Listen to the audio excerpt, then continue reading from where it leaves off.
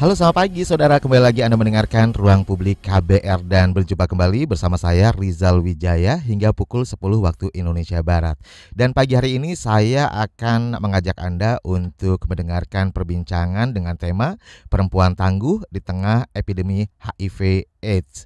Dan ini merupakan persembahan dari Yayasan Kemitraan Indonesia Sehat (YKIS) didukung oleh AIDS Health Foundation dan juga Kementerian Sosial Republik Indonesia.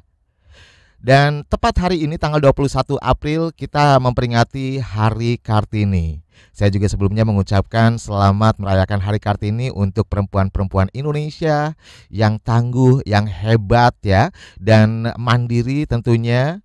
Ini akan terus bisa melanjutkan perjuangan dari pahlawan kita R.A. Kartini. Baik, dan kalau berbicara soal peringatan Hari Kartini, ini selalu menjadi momentum yang istimewa bagi perempuan Indonesia setiap tahunnya ya. Dan Hari Kartini juga menjadi salah satu wadah untuk menyuarakan dan membangkitkan perjuangan yang masih jadi pekerjaan rumah bagi Indonesia. Salah satunya yaitu tentang HIV/AIDS.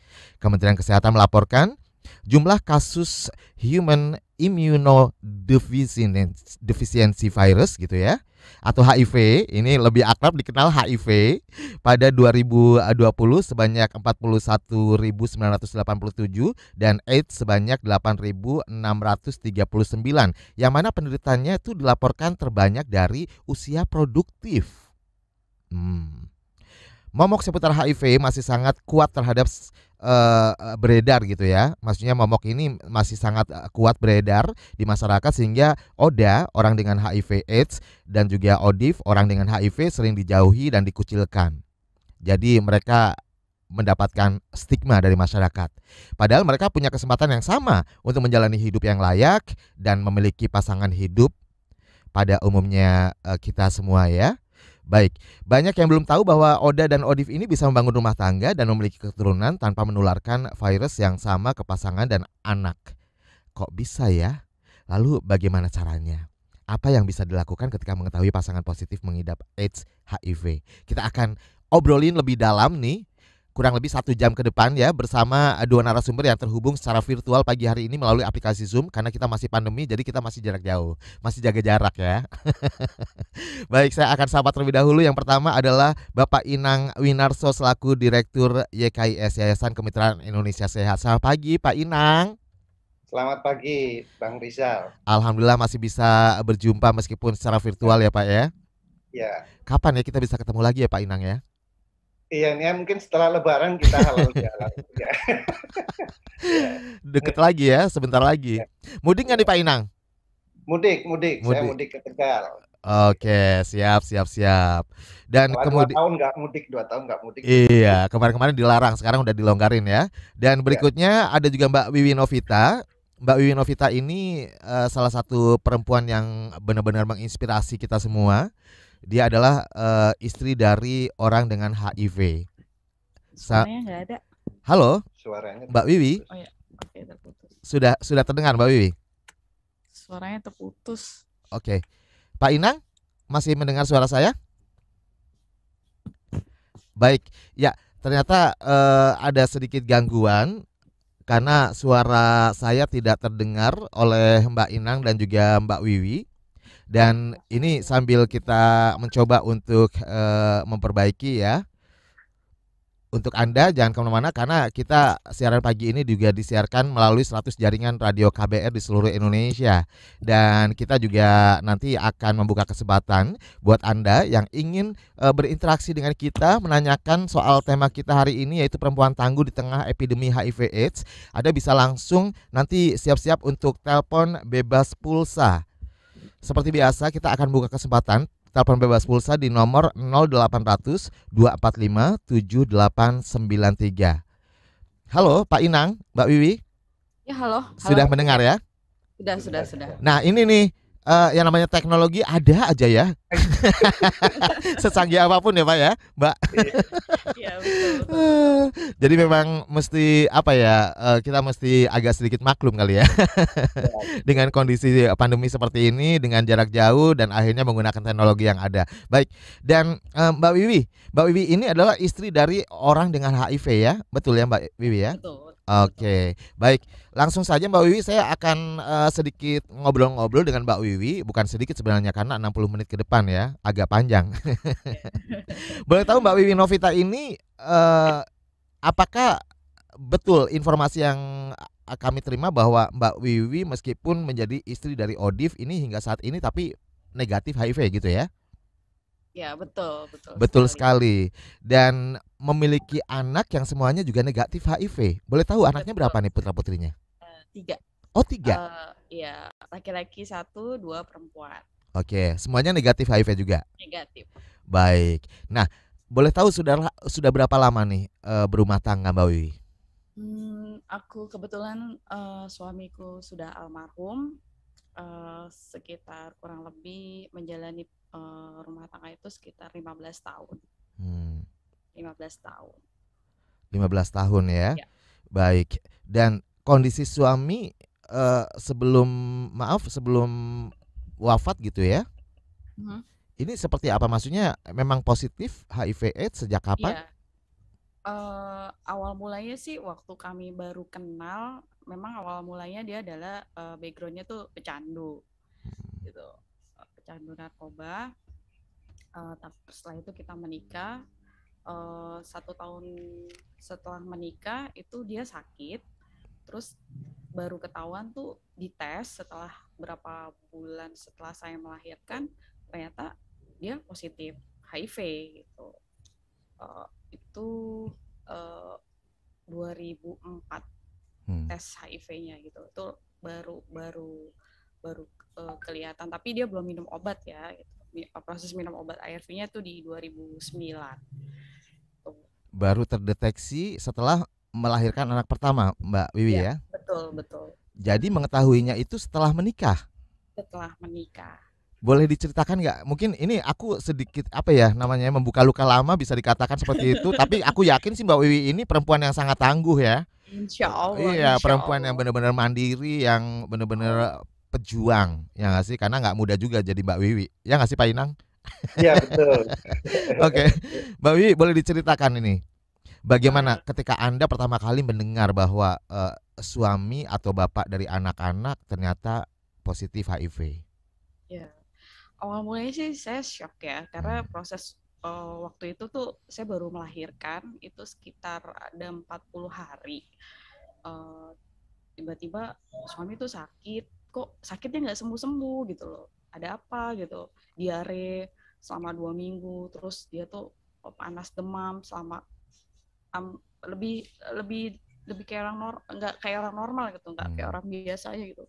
Terus aku cek ke dokter kan, ke dokter umum, obatnya diminum tapi kok nggak sembuh juga, kenapa gitu lah. Tiba-tiba waktu itu kita tinggalnya di Bekasi, tiba-tiba suami tuh almarhum ke Jakarta. Ini ketemu salah satu LSM ya waktu itu, LSM yang menjangkau para pecandu waktu itu. Nah, dia coba dites gitu, dites, terus hasilnya positif. Nah, waktu itu aku nggak tahu gitu loh, apa sih gitu, HIV itu apa gitu, aku nggak ngerti sama sekali, itu awam banget buat aku pada masa itu gitu. Tapi dia tuh ngasih selembaran edukasi, leaflet, itu suruh baca, ini baca dan pelajari ya, dia bilang kayak gitu. Ini apa gitu loh, baca aja dulu kata dia. Tapi aku baca, teman aku belum paham apa itu gitu loh. Selang berapa bulan kemudian baru dia bilang ke orang tua, pertama ke orang tua, aku positif HIV. Suami bilang ke orang tua kayak gitu, tapi orang tua nggak nyampein ke aku gitu, tapi jangan sampein dulu ke istri gitu loh, biar aja dulu gitu loh. Itu selama berapa bulan gitu, nggak dikasih tahu gitu loh. Ya udah, aku biasa aja gitu, kurang lebih berapa ya aku lupa ya, tapi waktu itu sih aku lama juga nggak dikasih tahu. Cuman dia tuh sering ngasih leaflet, ngasih buku waktu itu zamannya buku-buku gitu, Oke. informasi gitu loh. Itu sih Pada akhirnya gitu. dibaca semuanya dan Aku akhirnya baca, aku paham. baca. Akhirnya paham. Setelah itu dia coba bilang ke aku gitu loh, secara pribadi bersama orang tuanya, sama ibu mertua aku, dia ngomong bahwa aku positif HIV. Apa sih itu gitu? Ini virus yang Belum ngeh juga ya. Yang bener. Iya, baru aku langsung kaget, shock, dan aku pulang ke rumah orang tuaku. Oke. Aku pulang 1 bulan, aku nggak mau ketemu 1 bulan gitu loh. Itu yang apa yang Anda rasakan waktu itu? Kenapa jadi akhirnya memutuskan untuk pulang nih? Bersama anak berarti pulang? Iya, aku Takut sedih. tertular atau sedih atau seperti apa perasaannya pada waktu itu? Sedih. Sedih Yang ya? pertama tuh sedih. Kalau urusan ketular aku juga belum paham banget. Iya betul. Ya, aku yang pertama sedih aja dulu. Ya ampun, ya Allah, apa sih ini? Pas aku baca lagi, cermati lagi, cara penularannya melalui hubungan seks gitu loh. Terus makin berkecamuk tuh ya. Makin aku semakin dalam 1 bulan itu tuh aku nggak mau ketemu. Sama sekali aku nggak mau ketemu. Oke, Mbak Wiwi, kita tahan dulu ya. Ini ceritanya menarik banget. Kayaknya kalau dibikin apa ya namanya, kayak mungkin semacam, kalau zaman sekarang ini podcast, kayaknya seru juga kali ya. Pak Inang. Ini aku juga orangnya termasuk yang melankolis loh kalau dengar cerita-cerita seperti ini, tiba-tiba jadi kayak ikut jadi terbawa gitu Mbak Wiwi. Bener, serius. Dan Pak Inang, ini berbicara soal mengetahui pasangan mengidap HIV atau AIDS gitu ya, HIV dan AIDS, dan bagaimana nih pasangan yang bisa dibilang orang terdekat ini menjadi akhirnya seperti Mbak Wiwi nih, tidak tertular, bisa loh. Padahal sepengetahuan masyarakat mungkin sejauh ini nih yang awam gitu ya, kayaknya kalau HIV itu kayaknya yang ada di pikiran kita tuh kayak menularnya gampang gitu kan, penularannya cepet, apalagi tinggal serumah dan suami istri. Nah, ya sebenarnya apa yang diceritakan Wiwi itu banyak terjadi juga di Indonesia. Jadi biasanya pasangan menikah tapi kemudian baru diketahui suaminya positif itu setelah berjalan atau setelah pernikahan itu sekian waktu gitu ya.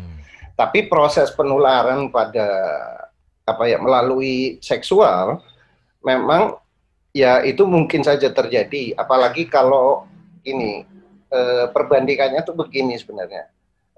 Kalau penularan melalui hubungan seks itu hanya peluangnya itu hanya 1%.